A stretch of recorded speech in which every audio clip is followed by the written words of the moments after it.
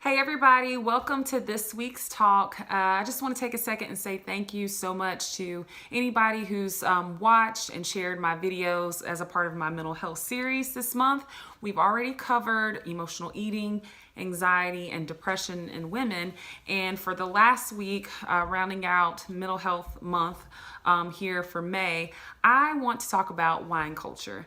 And it was just ironic that actually there's been two major drinking holidays in May. And then it was also National Wine Day, I think May 25th. And I really did not plan it that way, but I just thought I couldn't miss the opportunity to address a topic that I have become increasingly aware of myself, and just wanted to share information with you all about wine culture and what that is and how it impacts us and why our awareness of that from a marketing standpoint, from a societal standpoint, is so essential to our mental health. And what I want to point out here is that wine culture is an increasing thing. And so there's been research that's shown that drinking has always been a part of American culture. It's always been there, but the ways in which people are drinking and the demographics around who is drinking are starting to shift. And so if you read research, I'll provide some resources for you guys below, but if you read any research,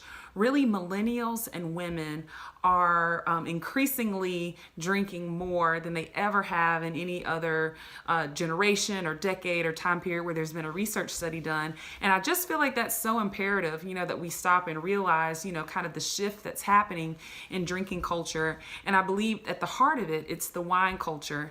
And I kind of have seen this on my own social media account, but I actually went on Google and just typed in wine marketing for women, wine marketing for millennials, and you would be amazed at the articles that come up about how to market your wine product to a certain age group, like what the packaging needs to look like, what the color needs to look like, how to shape your commercials or your ads to cater to the needs of either of those demographics. And so one thing that I was seeing come up as I was reading about it is the tie between drinking wine and someone's mental health, or the tie between drinking wine and stress.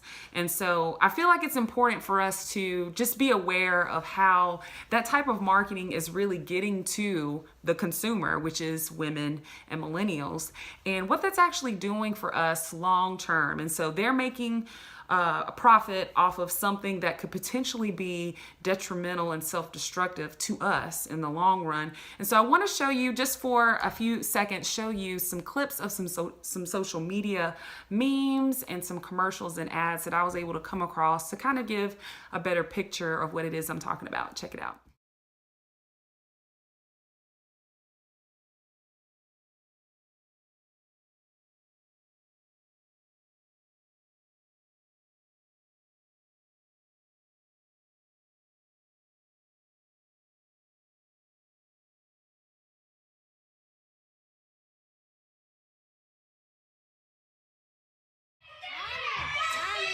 It's going to be a white Christmas.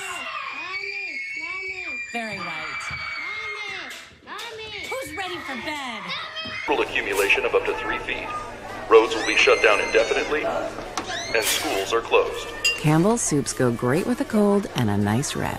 Made for real life. So as you can see, there's very subtle and different levels of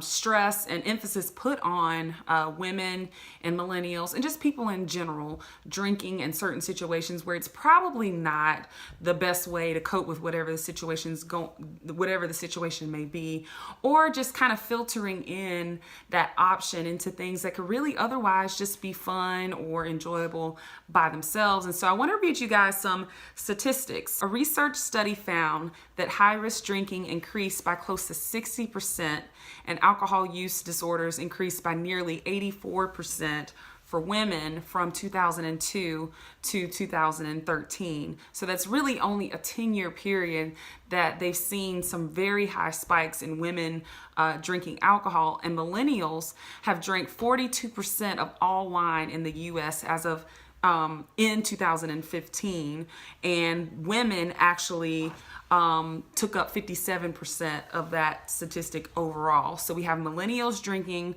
almost half of the wine that's being produced, and then from that same group, 57, over half of the people drinking are actually women. And so what does that mean for us as women who are dealing with life, stress, anxiety, depression, emotional eating, all the things that we've already covered in this series this month?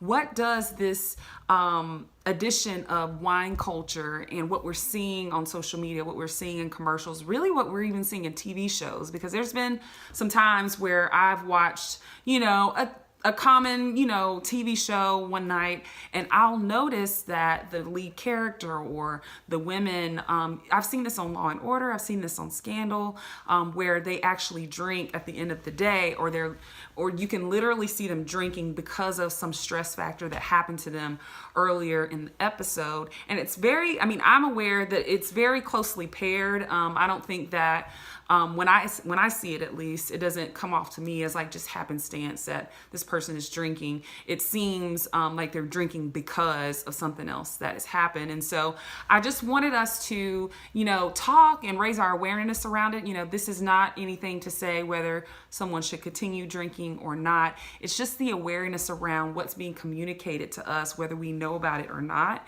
and the choice we have, and whether that's going to be the path that we go down to deal with life, or if we're going to find more positive, healthier ways to deal with life that don't include drinking wine or drinking alcohol or really any other negative form of coping. And so I want to give you guys a short questionnaire of 4 or 5 questions that can kind of help you pinpoint if you may have a problem with drinking. And so there's a wide spectrum when it comes to addiction and alcoholism and drug addiction and everything. And so there's people who qualify as like an alcoholic by the DSM standard of that. But then there's this huge gray area of problem drinking, and it doesn't look one way or the other. Some might say that binge drinking is more of the trend here in our society, but really it could look a lot of different ways. But the most important thing is, how do you feel?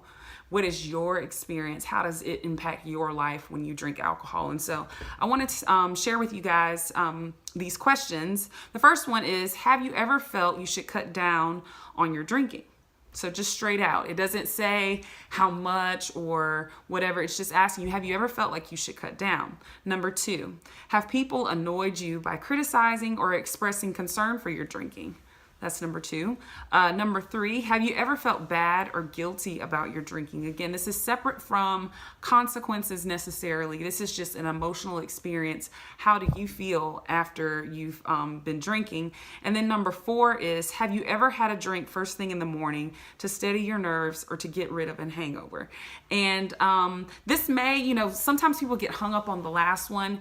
And sometimes it really is a question where someone can answer yes to drinking in the mornings. But sometimes in our culture, especially with like the brunch culture and the day drinking culture, it's very easy to mask that type of behavior or habit into something very social. And so those questions are for you to just reflect on, assess within yourself, where do I stand with these? And if you find that you're saying yes to even just one of those, especially if you're saying yes to multiple, I would encourage you to kind of dig a little deeper around your drinking and how it's impacting your life overall and how you actually want to address that moving forward. There's a wide spectrum of ways to deal with life, and when we're being bombarded more or less with these messages from social media, from marketers, that this is okay, drinking is okay, it's 5 o'clock somewhere, you should always have wine with this, or